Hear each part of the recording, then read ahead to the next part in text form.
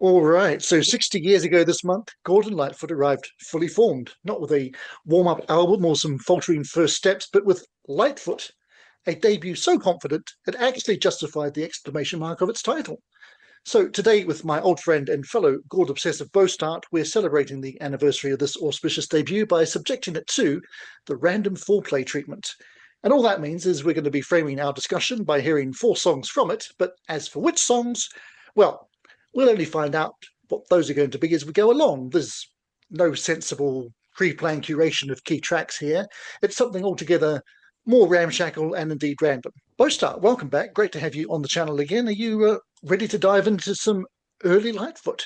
Absolutely. Excellent. So we've actually got an abundance of tracks here. We've got 14 tracks on this album, which means in my best of three system, two of those aren't even going to be choices. So yeah, what's going to fall by the wayside? An awful lot, because in my estimation, even though this isn't one of my personal top five favorite Gord albums, I look at the track listing and think, why the hell isn't it? Because it's a phenomenal set of songs from start to finish, really. So what we're going to do is throw the album on shuffle, and each of us will take a turn to pick a song out of the three options that we get given. Uh, so let's kick it off. You are ready to serve up our first song of the day. Let's see what your options are going to be. Well, a very famous song, and one we heard in a different version last time around when we looked at Gord's Gold. It's Early Morning Rain. Option two, For Lovin Me. And option three, 16 Miles to Seven Lakes. No wrong answers. What do you want to plump for? I'll go for 60 miles. Oh, nice. So we're going to dig into a more obscure tune, and hopefully anyone who's watching this who knows some Gord but maybe isn't quite as obsessive as we are will learn a new song or two along the way. And speaking of the music, there will be a separate video where all the songs are included. If you're watching this on YouTube, which, well, either way, it'll be on YouTube. But the main video will just be our discussion. But click the link in the description below and you can hear the songs with us. Starting with this one, 16 Miles to Seven Lakes.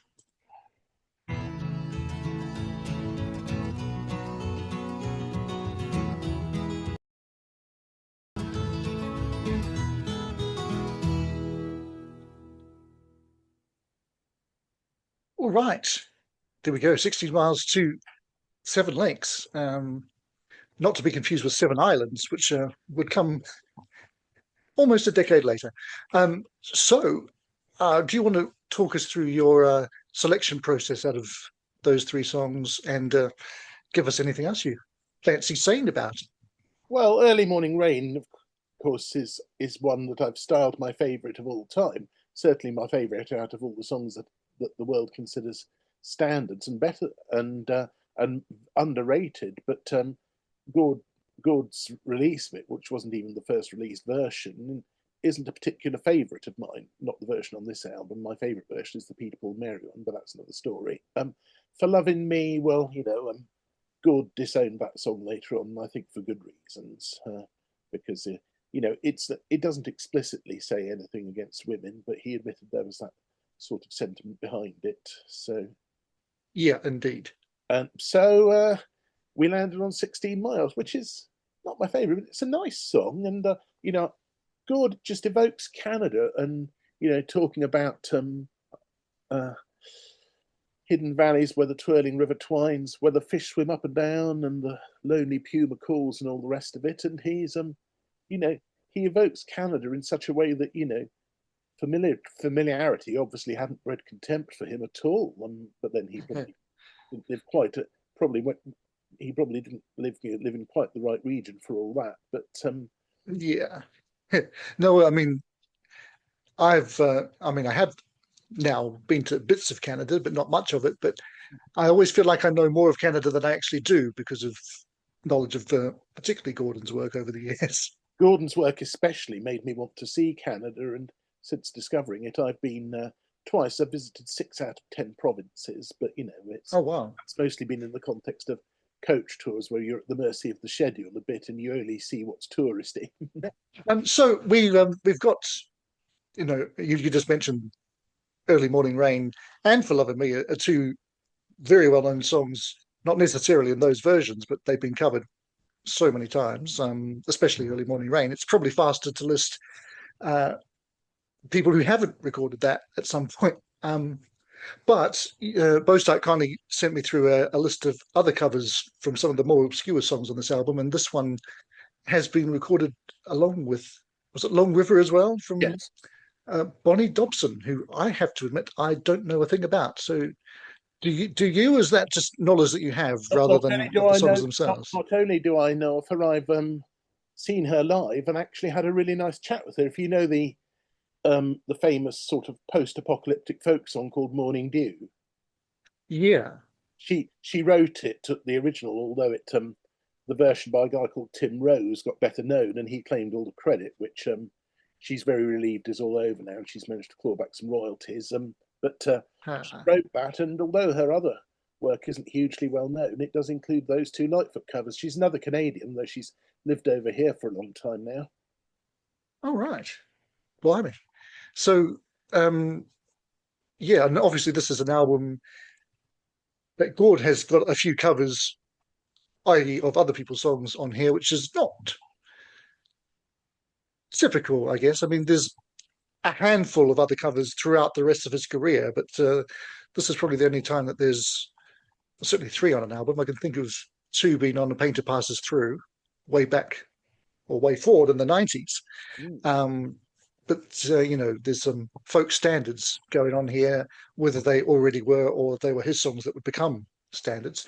But of course, at the time, um, he kind of felt like this album was released a bit late. It came out, as we know, in January '66. He'd recorded it in December '64, and folk had changed considerably in that year and a bit, hadn't it? So, Although PP&M had managed to draw the public's attention to two of those songs. yeah, absolutely. And I think, in fact, in the liner notes for his box set songbook, they actually suggest that Albert Grossman did him a disservice by farming out most of his, as it turned out, better known songs to other people first. So it kind of meant his versions maybe didn't get as much recognition as they might have done. But who knows? Obviously, his career lasted right up until his death, so it didn't do him any long-term harm. Right. So we're going to move on to our second track, which is going to be selected by Some Fool Called Me. And let's hope I don't get anything too complicated, because I'm really, as we know from previous episodes, indecisive at times. So let us see. First up, we have the other one Bonnie Dobson covered, Long River, or Steel Rail Blues, or The Way I Feel. Well, the way I feel is that we're going to go with the last of those ones. And it's another song that would be recorded by not only other people, but Gordon himself again on his next album, which was, of course, also titled after the song.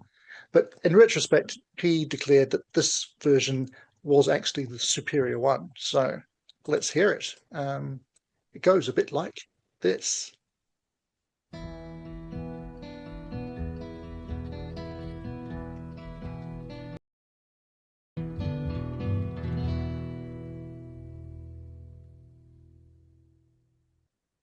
Yeah. Um, I do like both versions of that song, but I think I would side with Gordon and say that that is actually my preferred one of the two. Don't know how you feel about that, Bostart. I totally agree with you and him. It's one of the most beautiful things he ever wrote, and if you haven't heard I requested it one time. Actually, you were probably there that night in the stream where I requested the Fotheringay version of that song, if I was there, then I've forgotten, which is a terrible I thing. take it you're familiar with Fog, okay?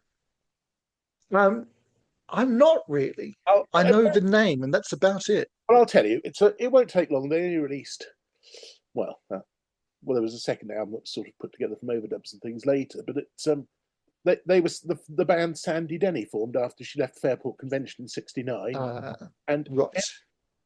and along with her then husband, who was an Australian guy called Trevor Lucas, and he's singing lead on that version of The Way I Feel.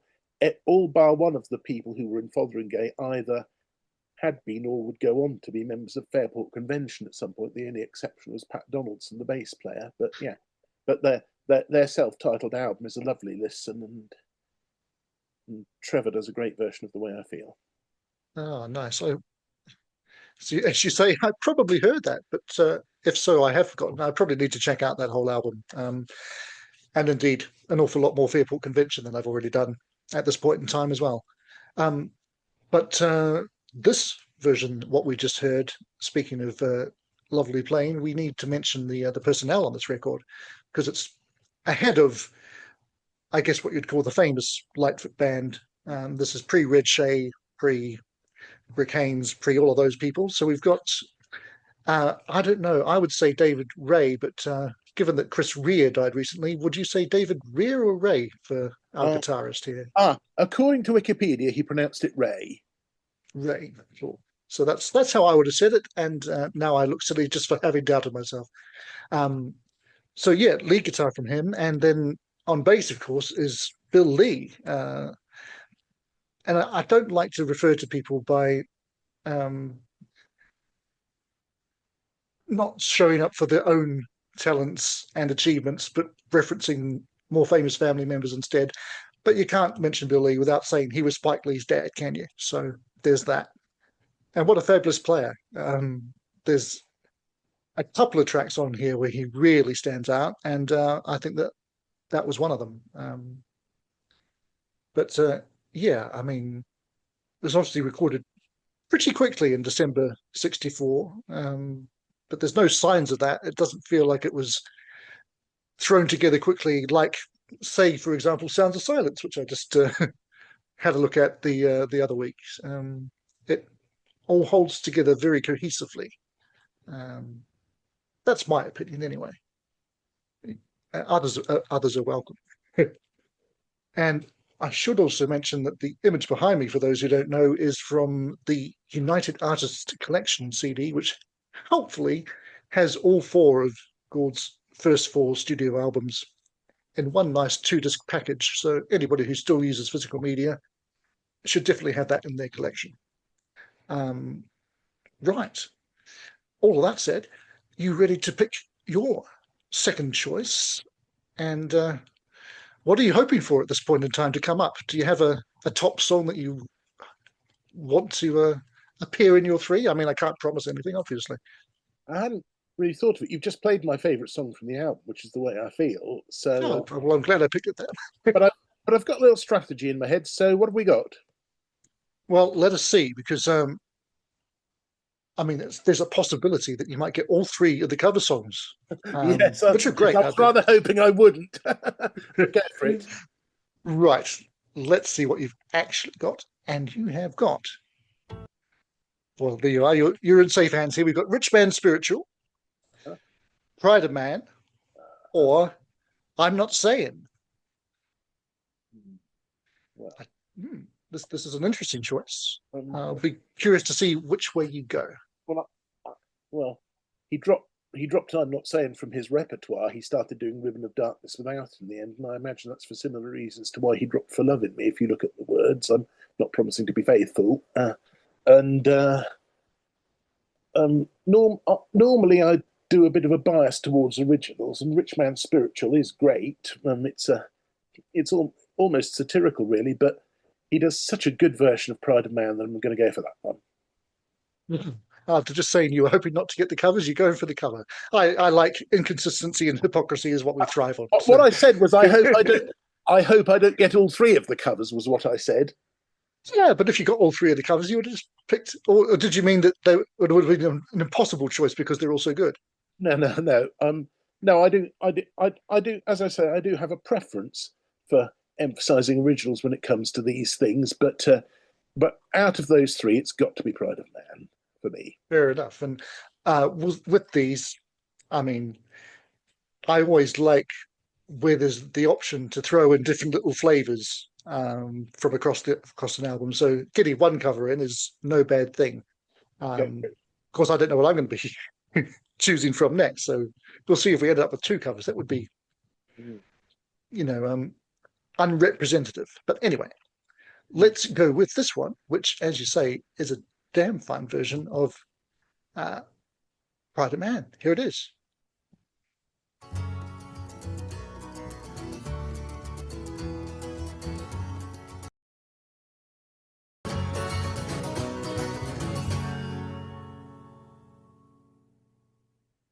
All righty.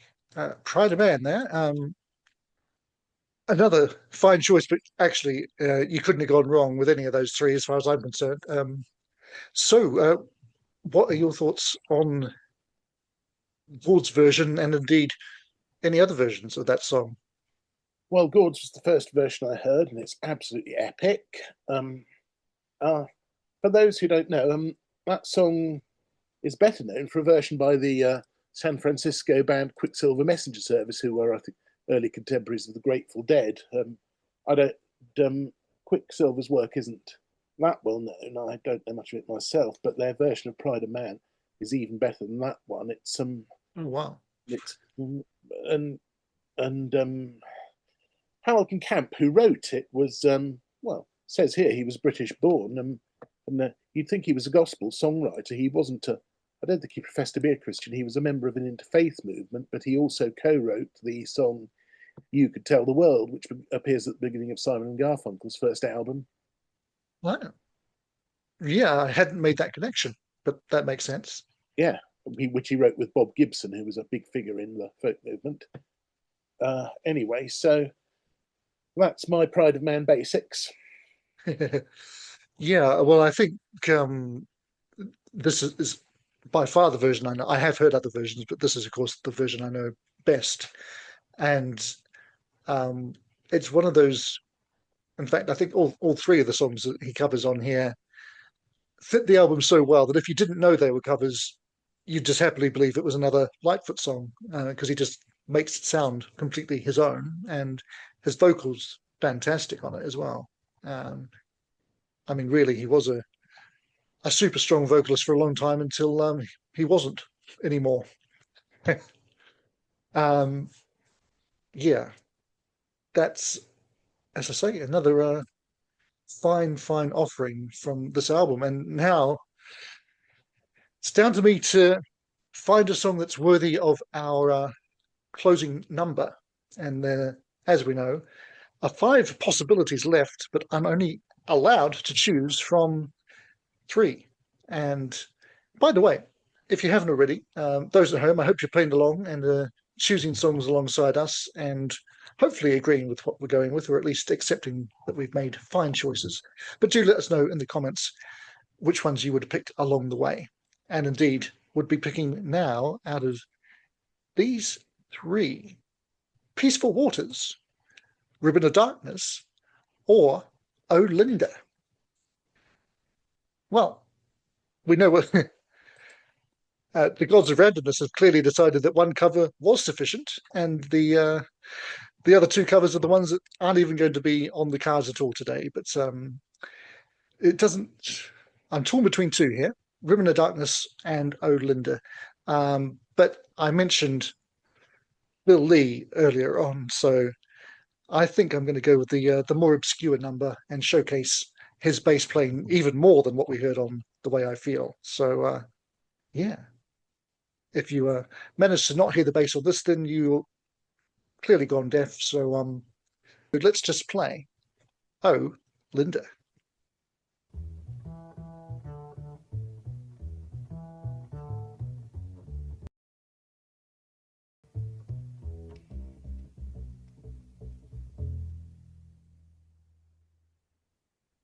All righty, there we go. Oh Linda, quite a different sounding tune from the rest of the album. Not perhaps as lyrically interesting as many of the tunes, but I like the different flavour, and another great vocal performance from Gord on this one. Um, and this is also on your list, Bostart, of notable covers. In this case, Harry Belafonte. Again, a version I've not heard, although I think I have heard his versions of other things. Song for a Winter's Night, which I think he renamed The Hands I Love, which always feels like a really weird title. I mean, I know why you'd pick that out as a title, but it just makes it sound like a weird character from a horror film to me. But anyway, that's by the by. What are your thoughts on Linda? Well, my thoughts on Linda, not having met her, I can't comment. But on Oh Linda, I like it. I think it gives the album, a good album has a little bit of something different that doesn't throw the rest of the album off piste. And Oh Linda is that song. It's got an urban feel. I saw Linda late last night, and it's kind of jazzy with that stand-up bass, and so it's that little bit of something extra that it's that extra spice to the album. I think the only song I'm really slightly disappointed not to have heard today is Peaceful Waters, but Oh Linda comes a worthy fifth for me out of what we've heard today. Nice. Yeah, I mean, I could have happily heard anything from this album. Really, the only track on here that I'm not and have never been particularly keen on is For Lovin Me, even though that was the first of his early songs that I knew, again through the Peter, Paul and Mary version rather than this one. But yeah, I mean, even that aside, I think this is one of the stronger debuts of any genre, really. And it's a shame it didn't get, well, none of his United Artists albums really got as much notice as they should have done. And if maybe only one of them is in my top 5, they're all in my top 10 of Gord albums. And I mean, I came to them relatively late because I know I bought this collection when I was living in Wellington, which places it as, a year or so before I came to the UK. So it's a while ago now, but we're talking 16, 17 years. This is the one that's kicked everything off, and he never really looked back. Yeah, do you have any final thoughts or observations about anything that we've either covered or missed today? Hang on, it's in. It was awarded something. It's got some sort of special cultural recognition. Canada, it's not like winning a Grammy, but it's like it's on a list of albums in their archives or something that are particularly important in their history. And yes, at the 2017 Polaris Music Prize, the album won the public vote for the Heritage Prize in the 1960 to 1975 category. Oh wow! Polaris Music Prizes. It sounds a bit like a nuclear missile. So that's kind of the Canadian equivalent of when you see what do they do in America? I'm trying to think of what that thing is, where things are preserved because they have cultural significance. Library of Congress. That's the one. Yeah, yeah. That is our little celebration of 60 years of Lightfoot. Don't forget the exclamation mark. And yeah, there's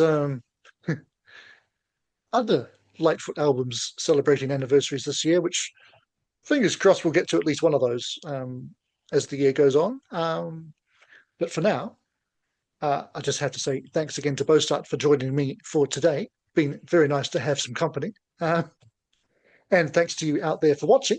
And from us, it's simply bye for now, but I hope not for long. It's the end, but the moment has been prepared for.